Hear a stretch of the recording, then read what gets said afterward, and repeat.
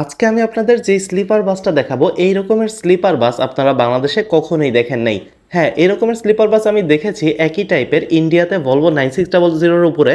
তবে বাংলাদেশে এমন টাইপের স্লিপার বাস এই প্রথম ইনভেন্ট করা হয়েছে। খালি চোখে দেখে প্রথমে আপনারা যে ডিফারেন্সটা ফিল করতে পারবেন সেটা হচ্ছে এই বাসটা ফুললি ফাইবার দ্বারা ইন্টেরিয়র ডেকোরেশন করার কারণে বিদেশি বাসগুলোর যে ইন্টেরিয়র কিংবা বিদেশি বাসগুলো ভিতর থেকে দেখতে যেমন ঠিক তেমনটাই দেখা যায়।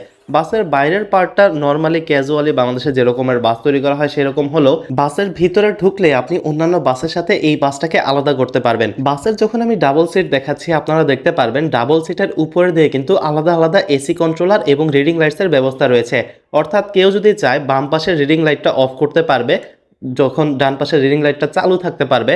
আবার কেউ যদি চায় এখানে মাঝখানে একটা পর্দাও লাগাতে পারবে, যার কারণে ডান পাশের যাত্রী এবং বাম পাশের যাত্রী একজন আরেকজনকে দেখতে পারবে না।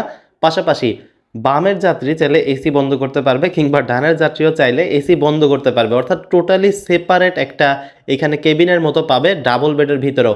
আগে যেটা হয়তো যে ডাবল বেডে কেউ একজন লাইট অন করলে আরেকজনও সেই লাইটের আলোটা পাইতো, কিংবা কেউ একজন এসি অন করলে আরেকজনকেও সেটার হাওয়া খাওয়া লাগতো। তবে এই বাসের ডাবল বেডে ফুললি সেপারেট একটা কেবিনের মতো ফিল পাবে যাত্রীরা, যেটা অনেক বেশি হেল্পফুল। অসাধারণ এই স্লিপার বাসটি নির্মাণ করেছে বাংলাদেশেরই এভারব্রাইট মোটরস।